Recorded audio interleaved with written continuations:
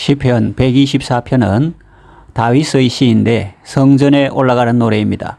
시가 아주 감동적이고 좋으면 사람들은 거기에 곡을 붙여서 노래로 부릅니다.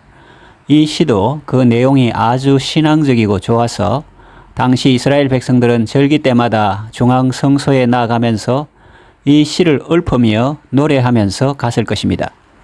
성전에 올라간다고 할 때 요즘 건물을 생각하고 1층에서 고층으로 올라가는 것을 생각하면 안 됩니다.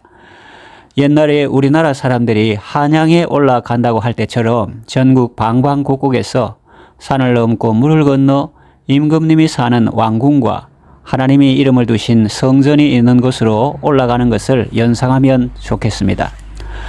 이 시를 지은 사람은 다윗입니다. 다윗이 성령님의 감동을 받아서 기록한 시입니다. 여러분 모두 잘 아시는 바와 같이 다윗은 시인이기도 하지만 유명한 장수입니다. 우리나라 역사에 이순신 장군이 임진왜란 때 연전연승을 거둔 것처럼 다윗이 당시 블레셋을 비롯한 적군들과 싸워서 언제나 승리했던 사람입니다. 이제 그의 마음이 담긴 시를 살펴보면서 함께 은혜를 받겠습니다. 1절에서 5절 내용은 우리에게 매우 충격을 줍니다. 요약해보면 하나님께서 우리 편에 계시지 아니하셨더라면 우리는 원수들의 노여움에 삼켜졌을 것이며 넘치는 물에 휩쓸렸을 것이며 우리 영혼이 삼켜졌을 것이라고 합니다. 이 말이 왜 충격입니까? 여러분, 다윗은 어떤 사람입니까? 블레셋이 믿고 의지하고 자랑하던 그 유명한 골리앗을 무너뜨린 사람입니다. 그리고 블레셋 사람의 포피 200을 사울에게 가져간 사람입니다. 그리고 전쟁에 나가는 곳마다 이겼던 사람입니다. 그랬던 그가 이런 고백을 하다니요. 충격이라 아니할 수 없습니다. 우리 생각에는 그때 적들이 제법 강했지만 우리가 워낙 막강하니까 다 우리 손에 패했다고 자랑할 만도 한데 그런 느낌이 전혀 없습니다. 이 사람이 그 용맹했던 백전노장이 맞느냐고 생각될 정도로 솔직하고 어쩌면 아주 나약하게 보이는 말을 하고 있습니다. 어느 성도한테서 들은 이야기입니다. 손녀가 김해 외고에 갔는데 처음에는 너무 힘들어서 전학하려고 했답니다. 그런데 기적이 일어났습니다. 선생님이 질문할 때 아무도 모르는 것을 자기 혼자 대답하니까 다른 학생들이 자기를 천재인 줄 알더래요. 그런데 사실은 그 내용을 얼마 전에 학원에서 배웠는데 학교 선생님이 질문하는 것이 바로 그 내용이어서 쉽게 대답할 수 있었다는 겁니다. 남들이 자기에 대해서 생각하는 것과 본인 스스로가 자신을 생각하는 것은 다를 수 있다는 말입니다. 그러고 보니 저도 그런 적이 있습니다.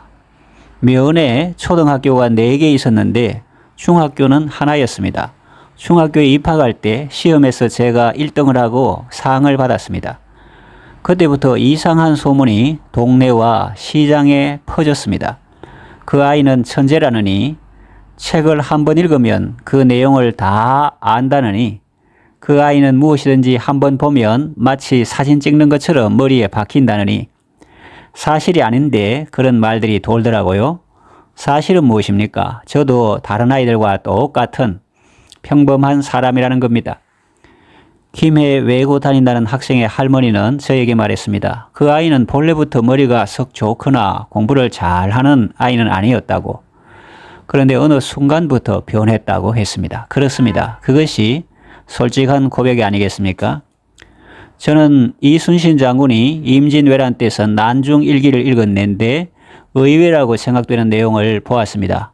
장군이 머리가 깨질 듯이 아파서 몇 날 며칠을 누워 지냈다는 것입니다. 어떻게 그런 일이 있을 수 있을까요? 그러나 본인이 직접 기록한 일기이니 거짓일 줄 없죠. 그렇습니다. 그 두려움과 그 고민과 그 밤잠을 이루지 못하고 고뇌했던 마음들이 모여서 외란을 대비하게 했고 무기를 개발하게 했고 군사들을 훈련시켜서 승리로 이끌었던 것이 아니겠습니까?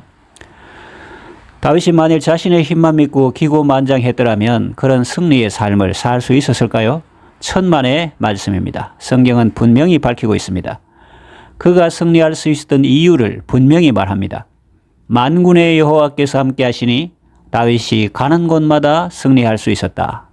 만군의 여호와께서 다윗이 어디로 가든지 이기게 하셨더라 했습니다. 주어를 잘 보셔야 합니다. 주체가 누구인지 분명히 파악해야 합니다. 만군의 여호와십니다. 하나님입니다. 하나님께서 함께 하시니 그는 가는 곳마다 승리할 수 있었던 것입니다. 이 사실을 분명히 해야 합니다. 그렇지 않으면 쉽게 교만하거나 혹은 낙심할 수 있기 때문입니다. 하나님이 함께 하셔서 승리했다면 내가 지금 잘 나가는 사람이라도 교만할 이유가 전혀 없습니다. 그리고 하나님이 함께 하시면 승리할 수 있기 때문에 내가 지금 어려운 처지에 있다고 해도 낙심할 이유가 전혀 없는 것입니다. 다시 다윗의 고백을 주목해 보십시오. 하나님께서 함께 하셨기 때문에 우리는 그 어려운 상황에서도 멸망하지 않고 패배하지 않고 여기까지 올 수 있었다는 겁니다. 이것은 오늘 우리의 삶에도 그대로 적용됩니다. 하나님께서 함께 하지 아니하셨더라면 창원 새로운 교회는 여기까지 나아올 수 없었을 것입니다. 하나님께서 함께 하지 아니하셨더라면 저나 여러분의 가정은 여기까지 나아올 수 없었을 것입니다. 하나님께서 함께 하지 아니하셨더라면 저나 여러분은 오늘까지 생존할 수도 없었을 것입니다. 다시 말하면 하나님께서 도와주셨고 하나님께서 함께 하셨고 하나님께서 낫게 해주셨고 하나님께서 공급해 주셨기 때문에 여기까지 나아올 수 있었습니다. 그러면 우리는 어떻게 해야 할까요? 하나님을 찬양해야죠. 찬송은 정직한 자의 마땅히 할 바라고 했습니다. 여러분, 정직은 무엇입니까? 있는 것은 있다고 하는 것입니다. 또 없는 것은 없다고 하는 것입니다. 또 받은 것은 받았다고 하는 것입니다. 우리는 본래 아무것도 없는 사람이었는데 하나님께서 우리에게 모든 것을 주셨고 우리는 본래 머리 좋은 사람이 아니었는데 하나님께서 우리에게 지혜를 주셨고 우리는 패하고 삼키고 죽을 수밖에 없었는데 하나님께서 우리에게 승리를 주시고 생명을 주셨다고 고백하는 것입니다. 정직한 자라면 마땅히 그렇게 해야 한다는 말입니다. 시인은 정직한 마음으로 이 사실을 천명하고 또 노래합니다. 본문 6절에서 8절에 그 내용이 나옵니다. 여기서 시인은 두 가지 그림을 우리에게 보여주고 있습니다. 하나는 맹수들의 이빨에 우두둑 씹히는 그림입니다. 또 하나는 새가 사냥꾼의 올무에 걸려서 발버둥을 치는 그림입니다. 둘 다 죽기 직전에 가련한 모습을 연상시킵니다. 그런데 그런 절박한 상황에서 벗어났다는 것 아닙니까?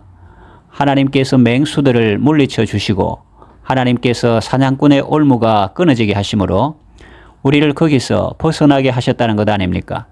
그래서 시인은 하나님을 찬송하며 노래하는 것입니다. 그리고 시인은 우리의 도움이 어디서 오는지 다시 한번 강조하며 결론적으로 천명하고 있습니다. 8절, 우리의 도움은 천지를 지으신 여호와의 이름에 있도다. 그렇습니다. 성전에 올라가는 노래들은 하나같이 한결같이 이 진리를 선포하고 있습니다. 아니, 성전에 올라가는 노래뿐만 아니라 모든 성경이 이 진리를 선포하고 있습니다. 하나님께서 우리와 함께 하시며 하나님께서 우리를 도와주십니다. 하늘과 땅의 모든 권세를 가지신 예수님이 세상 끝날까지 우리와 함께 하시며 우리를 도와주십니다. 그러니 여러분, 임마누엘의 은총 속에서 감사하며 승리하는 삶을 누리시기 바랍니다.